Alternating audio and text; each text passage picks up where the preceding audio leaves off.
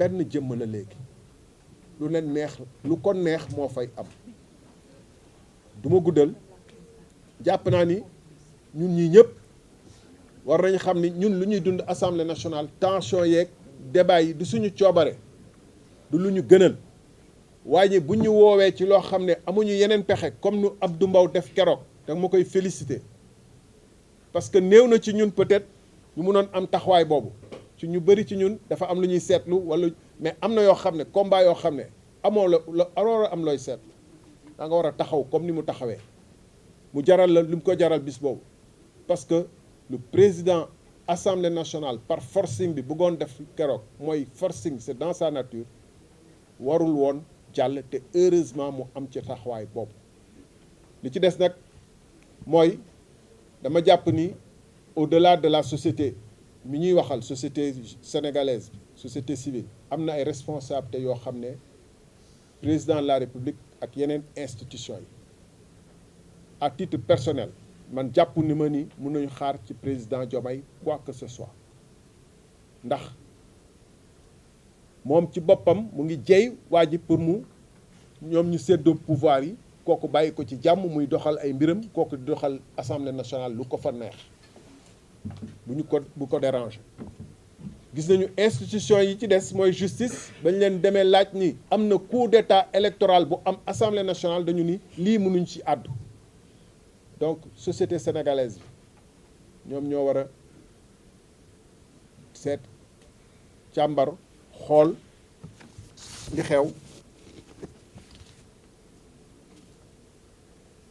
li xew mun ci jàng am ci taxawaay ba war notamment société civile bi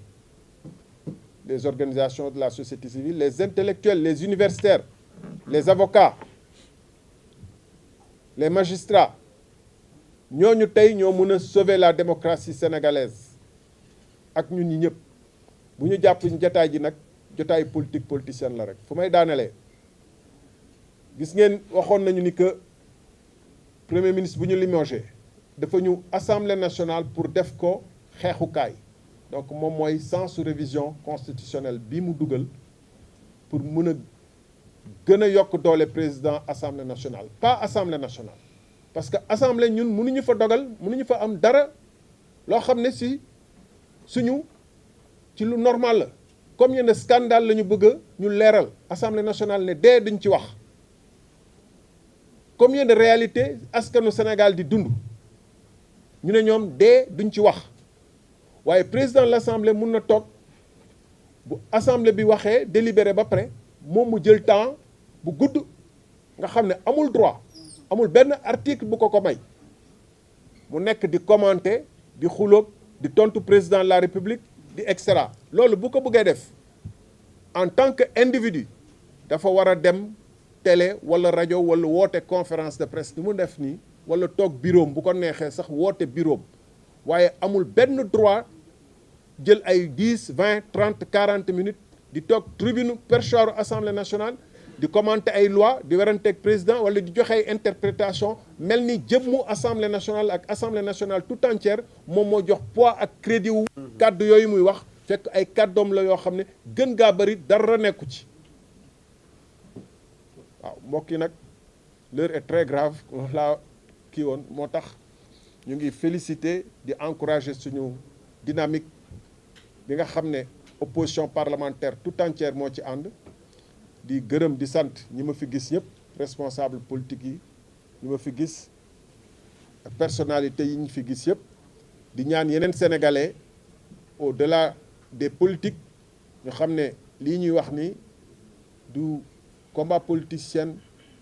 du combat politicien du combat politique combat pour le Sénégal pour la survie du Sénégal parce que comme ni ko honorable Abdou Mbow fàttalee sànq projet wu Pastef c'est très clair dans leur tête lu leer la ils ont l'avantage de nous avoir dit où est-ce qu'ils veulent nous amener ils veulent la dictature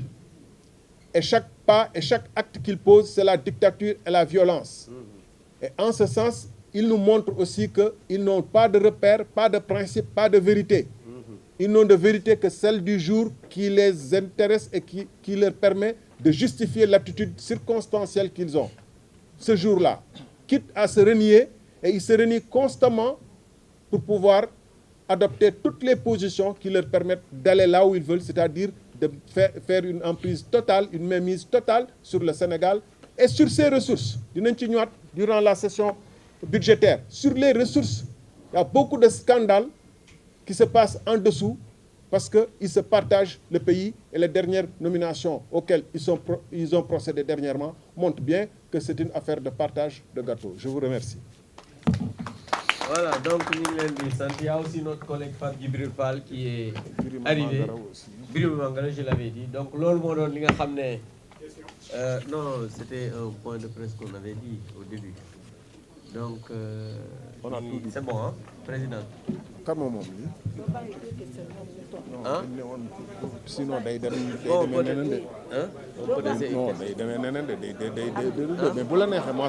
au début, on avait... Non, s'il vous plaît. On avait... Non, attends. On avait écrit...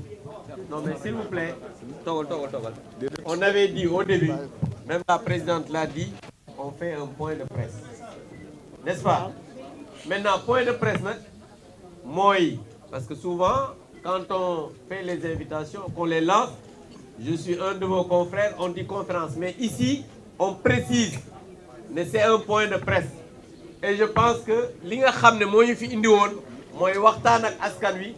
pour que yéen ngeen mën a relayer ko. Et je pense que boo gisee ñu bàyyi 4 personnes wax, parce que en général conférence de presse dañuy bàyyi benn lire après ñu def ay questions, mais point de presse on a laissé 4 personnes parler, 2 des non inscrits et 2 du groupe Takku Wallu. Donc je pense qu'on peut se... C'est bon. Jaajëf. Merci beaucoup. Merci beaucoup.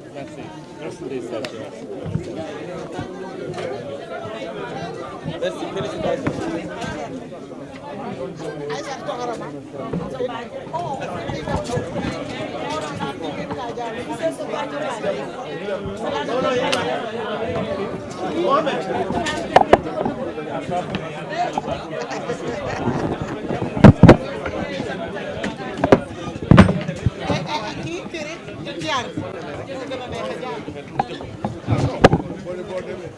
non yéen waa Thiès nag sonal ngeen